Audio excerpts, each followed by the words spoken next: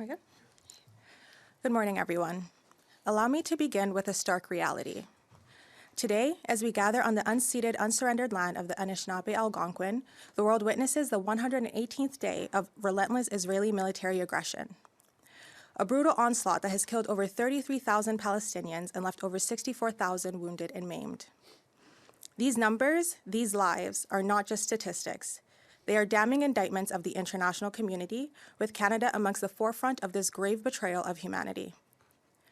My name is Ganyat Siddiq, and I'm the Advocacy Officer for Justice for All Canada, an advocacy organization focusing on genocide prevention on a global scale. We are a nonprofit organization that holds consultative status at the United Nations. Our work echoes the values that Canadians hold dear: justice, compassion, and a commitment to human rights. We are here to shed light on the developments that have deepened the injustice against Palestinians and emphasize Canada's responsibility to act now. On October 18th, the Israeli parliament allowed its national security minister to introduce emergency wartime measures to inflict even harsher conditions on Palestinian security prisoners. This law marks a new low point in the Israeli government's systematic abuse of human rights. Under the shadow of this law, Palestinian prisoners, many mere children, suffer despicable treatment, torture, humiliation, denial of basic needs, and the stripping of their dignity from the very moment of their arbitrary arrest. These atrocities are not random incidents. They are part of a calculated, concerted campaign aimed at breaking the Palestinian spirit. The depth of this injustice perpetuated by the Israeli government is profound and a stain on our collective consciousness. Thousands of Palestinians arrested without charge from West Bank, Gaza, East Jerusalem, and Israel remain in conditions that should send shockwaves through the corridors of power in Canada. We are horrified to hear of the eyewitness reports of the arrest of Mansour Shuman, a Canadian journalist by the Israeli Defense Forces. Reports of starvation, thirst, brutal torture, and the outright denial of fundamental rights are recounted by those who managed to survive. 7 Palestinians in custody have been killed in the West Bank alone, with more unaccounted for in Gaza. Their so-called crime, being a Palestinian under an apartheid regime. This law is not a simple policy difference. It is a systematic continuation of a state-sponsored assault on a people's existence. I must express our deep dismay and disappointment at Canada's passive stance in the face of these violations of international law. Our government's inaction inherently makes us complicit in these atrocities. Canada cannot continue to stand idly by as fundamental human rights continue to be trampled upon. We demand that the Canadian government take a definitive stance against Israel's violations of Palestinian rights and take an active role in addressing the thousands of Palestinians arbitrarily detained. Our distinguished speakers following me will delve deeper into the multifaceted dimensions of this human rights catastrophe. They will speak to the unimaginable suffering faced by Palestinians and support our call for action. Thank you for being here today, and I'd like to introduce our first speaker, Hakima Mokhtari. She is a registered social worker, lecturer, activist, and PhD student. Hakima has over 18 years of experience in the violence against women sector. Thank you.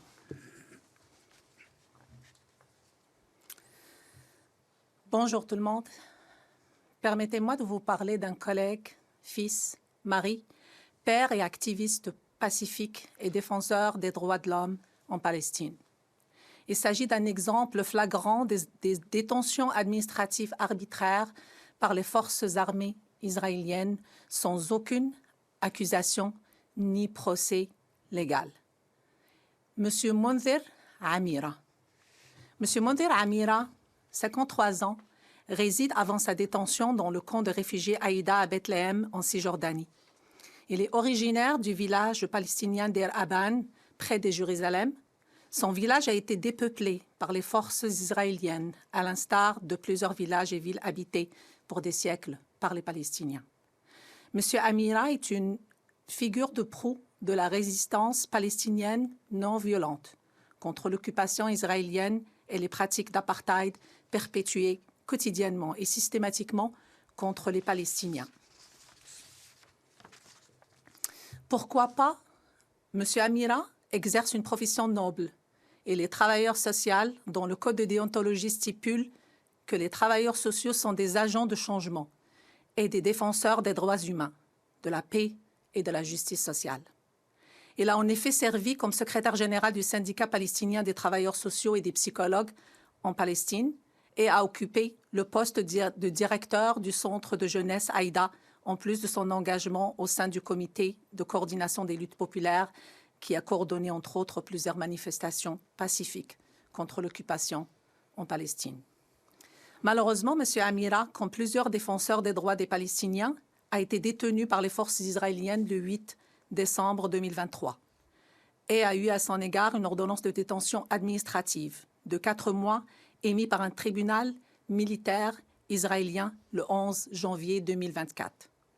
Son crime était son activisme pacifique pour défendre les droits des Palestiniens, y compris des enfants et des femmes détenus par les autorités israéliennes, dont le nombre est plus de 8000 personnes et dont la majorité n'a jamais eu de procès judiciaire, selon Amnesty International. M. Amira a été arrêté à 3 heures du matin, alors qu'il dormait dans sa propre maison. Les soldats israéliens disaient sa fille Yumna, âgée de 18 ans, lui ont attaché les mains, mis par terre entre la cuisine et le salon, et ont commencé à lui frapper les jambes avec leurs fusils. Après avoir menotté et enfermé ces 2 garçons dans une autre chambre, continue sa fille Yumna. Yumna a été témoin de cette cruauté subie par son père et ses frères. Selon Amnesty International, le parquet militaire israélien n'ayant trouvé aucune preuve substantielle a choisi de ne plus porter plainte, mais a plutôt émis un ordre de détention administrative de 4 mois. Ces 4 mois sont souvent renouvelables puisqu'il s'agit d'une détention arbitraire qui ne se base pas sur des preuves tangibles ni sur un procès judiciaire juste. Il faut rappeler ici que M. Amira a déjà été arrêté à plusieurs reprises dans le passé par l'armée israélienne pour des raisons futiles et des accusations fausses. Leur but, semblait-il, de le dissuader du travail humanitaire et de conscientisation qu'il fait chaque jour auprès des jeunes Palestiniens. Ainsi, une vidéo sur YouTube documentant les premières minutes de son arrestation en 2018 par les soldats israéliens montre la répression et l'agressivité de ces derniers envers un militant pacifique. Une affaire qui a interpellé des organisations telles que la Fédération internationale des travailleurs sociaux et a mobilisé des milliers de travailleurs sociaux dans le monde entier à travers la signature d'une pétition demandant sa libération. Selon Amnesty International, j'ouvre la parenthèse, la détention administrative permet la détention d'individus sans procès pénal. Ces ordonnances, souvent renouvelables et fondées sur des preuves secrètes, empêchent les détenus de contester leur détention. Je ferme la parenthèse. À l'instar de plus de 3291 détenus administratifs sans aucune accusation ni procès, y compris des enfants et des femmes, rien qu'en 2023, Amnesty International considère que ce genre de détention, j'ouvre la parenthèse, constitue une violation du droit international des droits humains. Elle a aussi, je ferme la parenthèse, elle aussi considérée comme étant une pratique arbitraire et équivaut potentiellement à un traitement cruel et inhumain. Il est à noter que M. Amira souffre d'hypertension artérielle ainsi que des problèmes vasculaires, 2 maladies chroniques nécessitant un traitement médical continu. Pour augmenter sa souffrance, l'armée israélienne a refusé à M. Amira, au début de sa dernière arrestation arbitraire, le droit d'avoir accès à ces médicaments nécessaires à sa survie. Elle a pu finalement les recevoir après plusieurs interventions de son avocat et de ses médecins. Enfin, et à l'instar des organisations internationales des droits de l'homme, je demande la libération immédiate et inconditionnelle de M. Amira ainsi que tous les détenus palestiniens. Merci.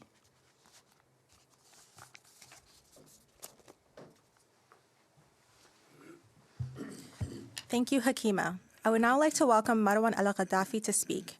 Marwan holds a master's degree in Islamic studies with a specialization in comparative jurisprudence and is a human rights activist with a focus on the Middle East.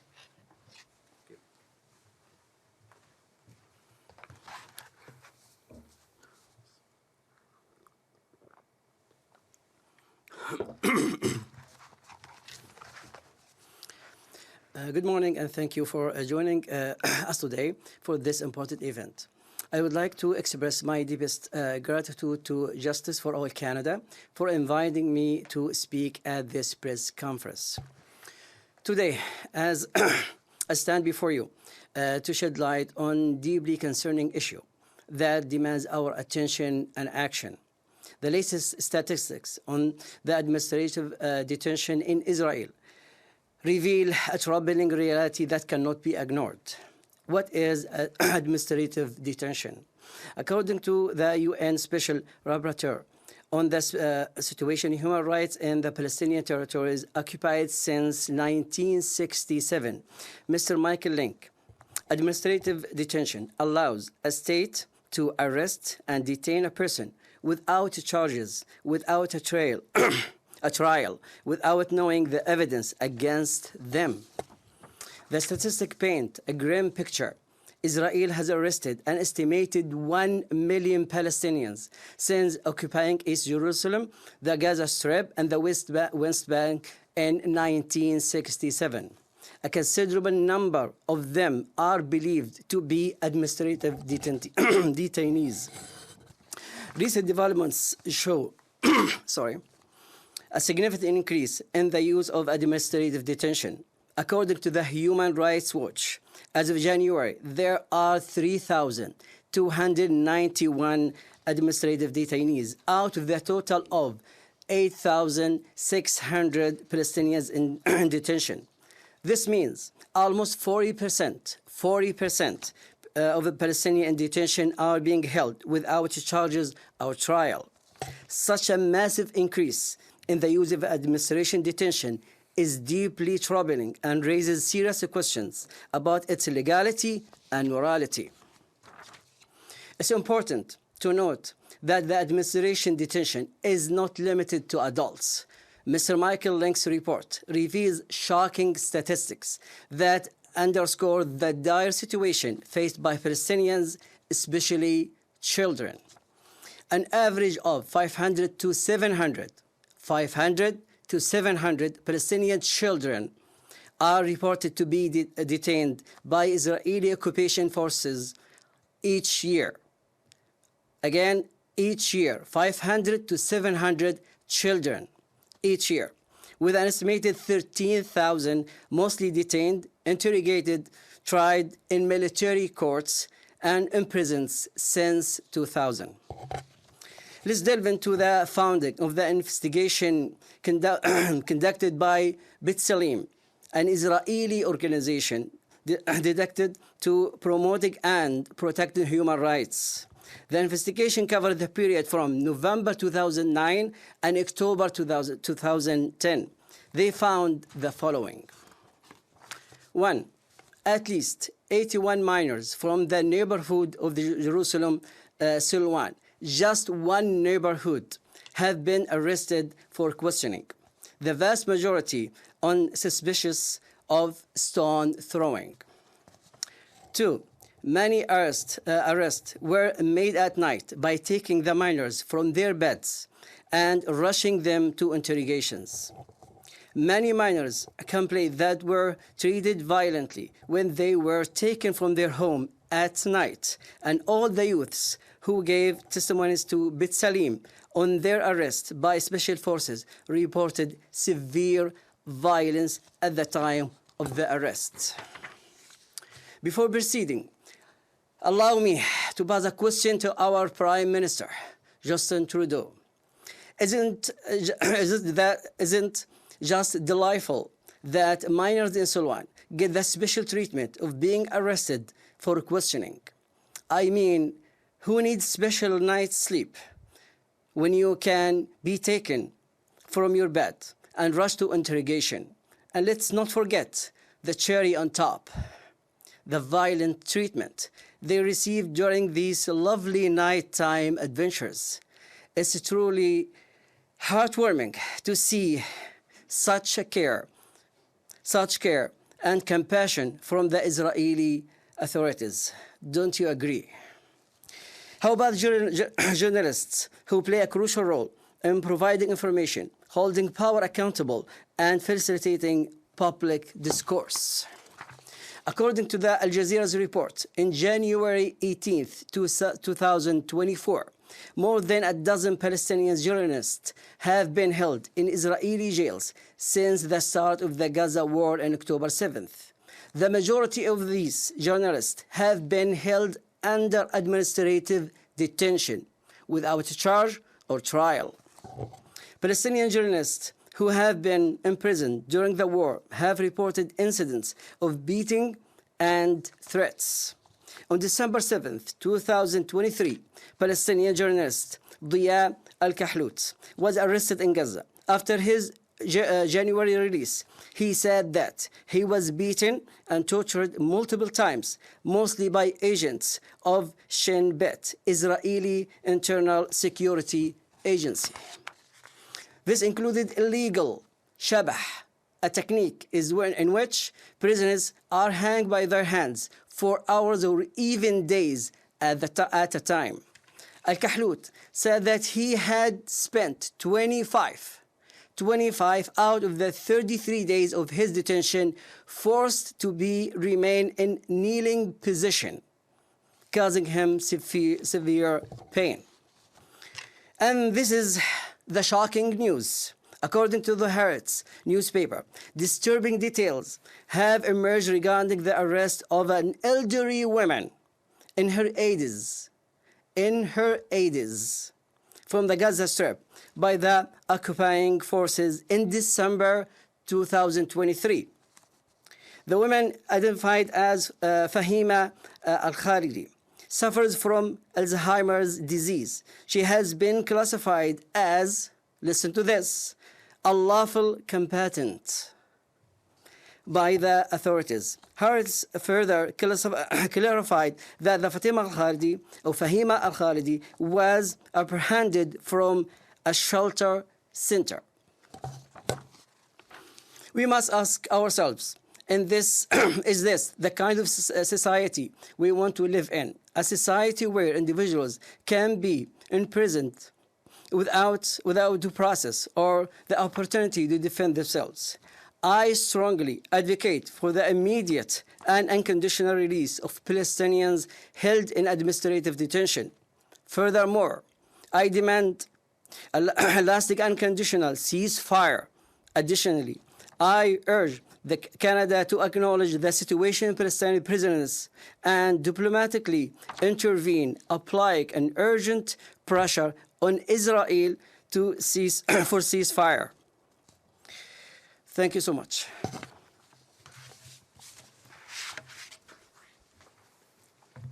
Thank you, Marwan. I would now like to welcome Dr. Mohammed Salim. He currently works as a principal of a full-time Islamic elementary school in Ottawa. Dr. Salim has spent over 2 decades in education in the U.S. and Canada as a certified teacher, a school principal, and a former member of the Faculty of Education at U.S. universities.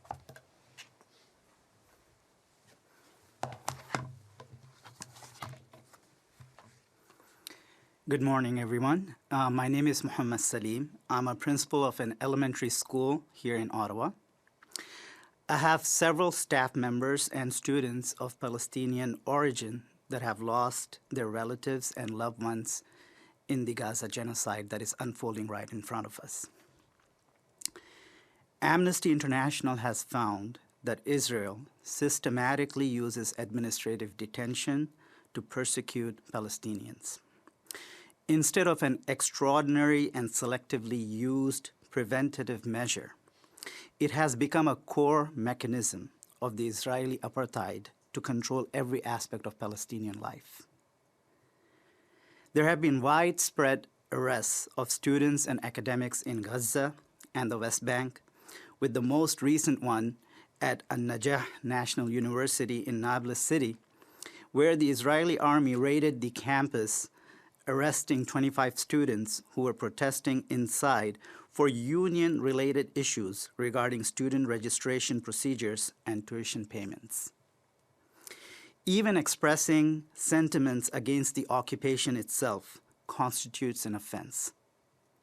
Posting something on social media in support of a Palestinian cause, offending a soldier's honor, or behaving in an insulting manner towards the Israeli army or one of its symbols is punishable by 1 year imprisonment.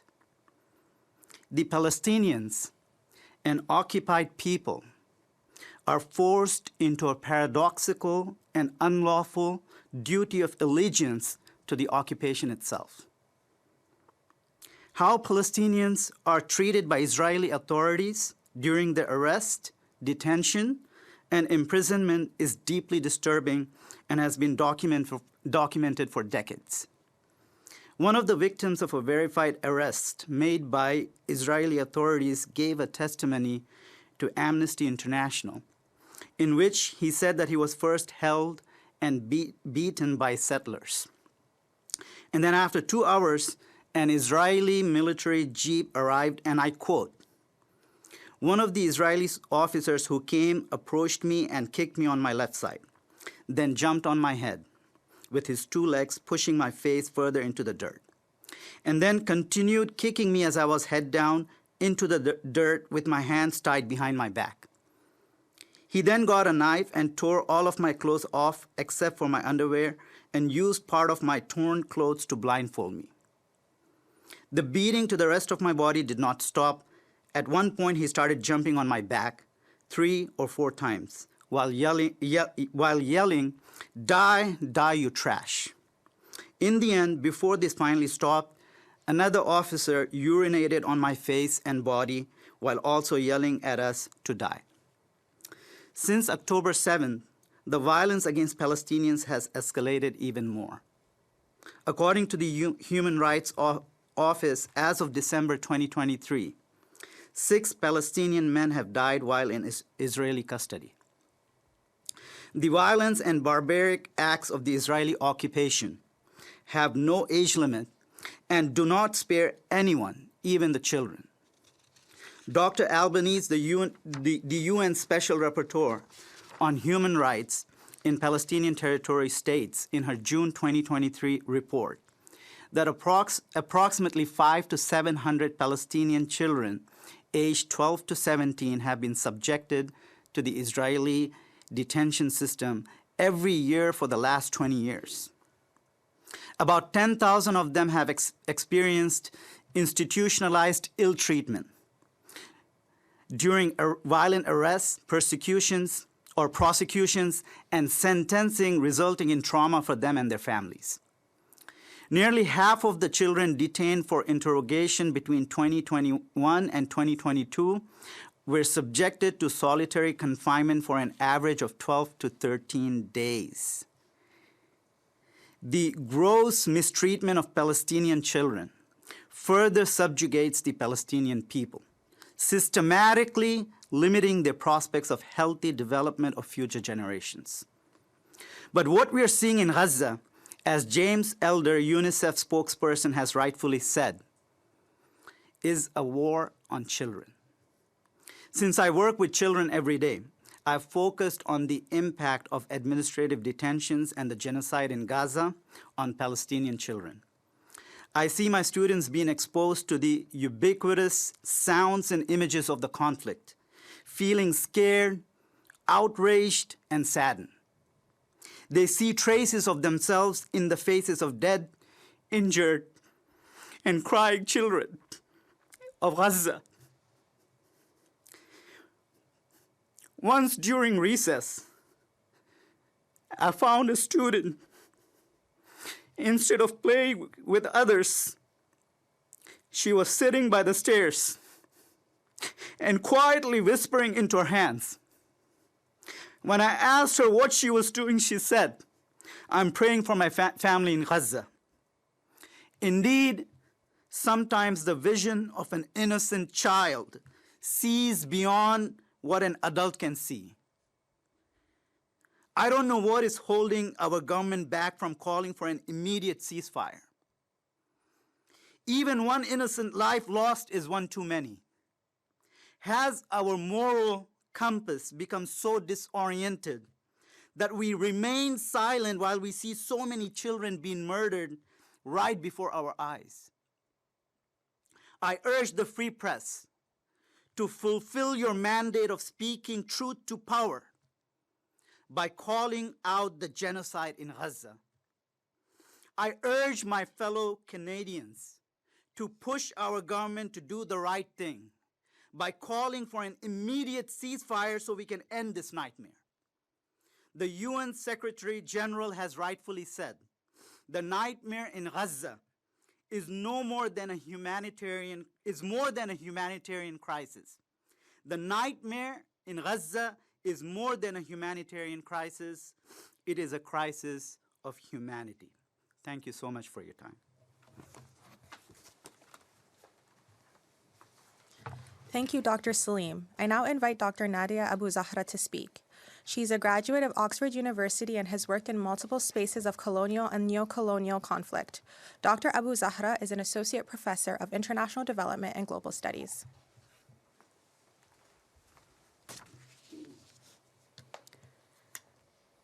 An arbitrary detention is one of the most violently unforgettable crimes our eyes can ever see. Canada must stand for the right of innocent people to be free. Random and targeted imprisonment and forced confinement is practiced by settler colonial states to bring the Indigenous population to their knees. This must never be acceptable here or elsewhere. The Israeli military systematically detains innocent people, including children.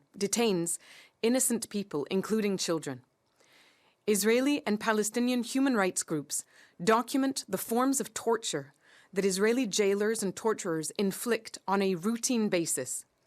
Sleep deprivation, stress positions, restrictions on breathing and vision, such as being tied up, forced to wear a hood with painful insertions and with the stale vomit of other prisoners inside. Extreme cold, extreme heat, disturbing and terrifying sounds, threats to kill or maim, and electrocution. These are just some of the numerous, routine, and incontrovertibly documented torture practices happening to people now as I speak. Sometimes the hardest part of arbitrary detention is being ripped away from your loved ones. This is as hard for the people outside prison as it is for those inside.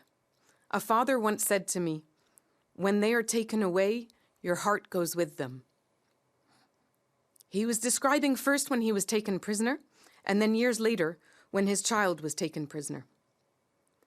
Generations of Palestinians have been subjected to this inhumane detention regime of injustice. Israel detains the elderly, like 82-year-old grandmother Fahmiya Khaldi. Israel detains the unborn, who were born in prison. Israel detains the innocent and has institutionalized the practice of detaining the innocent from 1948 until the present. Every Palestinian is affected. Israeli media reports that 70% of Palestinian families have had a family member torn away from them by the Israeli practice of arbitrary detention. Detention is an indignity. Prisoners are forced to wear brown.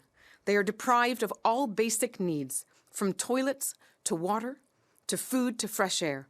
Solitary confinement is institutionalized. In recent mass arrests, Israeli soldiers have forcibly taken everything away, including clothes. Unaccountable, armed Israeli assailants publicly strip Palestinians naked, blindfold and number them, and abuse them. Many Palestinians are beaten to within an inch of their lives, and some Israeli jailers beat prisoners to death. Israeli detention of Palestinians is a crime against the innocent, carried out in front of the eyes of the innocent. Israeli soldiers pulverized the arms and jaw of the father of 3-year-old Nadia in December. Then they shot him dead in front of her. Finally, they bombed the building, killing her in the arms of her older sister. After multiple reports in December of disappearances of family members taken by Israeli forces, in breaking news this week, dozens of bodies were found in zip-tied bags in a schoolyard in Beit Lahia in the northern Gaza Strip. These people, who had been missing for weeks, had been blindfolded, handcuffed, tortured, and eventually shot at close range. Who condones the violence that Israel routinely perpetrates on Palestinians? Who sees this as legal, moral, or justifiable? All people, including our elected representatives, must restore freedom, life, hope, and dignity to innocent Palestinians taken captive. 8,600 over the past 4 months. 1 million since 1967, and continuing back to 1948. We must not condone oppression. We must all work to end settler colonialism here and in Palestine. We must join to stand for freedom. Not freedom for some, but freedom for all.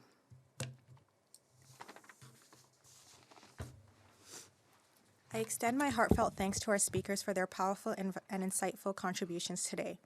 We call on Canada to review and strengthen Canada's Magnitsky sanctions regime to include Israeli officials responsible for human rights abuses against Palestinian prisoners. We call upon Canada to condemn the weaponization of the emergency prison law and demand its repeal. We call upon Canada to urge Israel to adhere to international human rights and humanitarian law, ensuring detainees' rights are respected. We call upon Canada to advocate for independent investigations into reported human rights violations and deaths in custody. And we request diplomatic measures to pressure Israel into ending the mistreatment and torture of Palestinian prisoners. The Canadian government is at a critical juncture. The time for vague and tepid statements and half measures is over. We demand nothing less than bold, decisive action from Canada. The lives of countless Palestinians depend on it. Thank you for your time.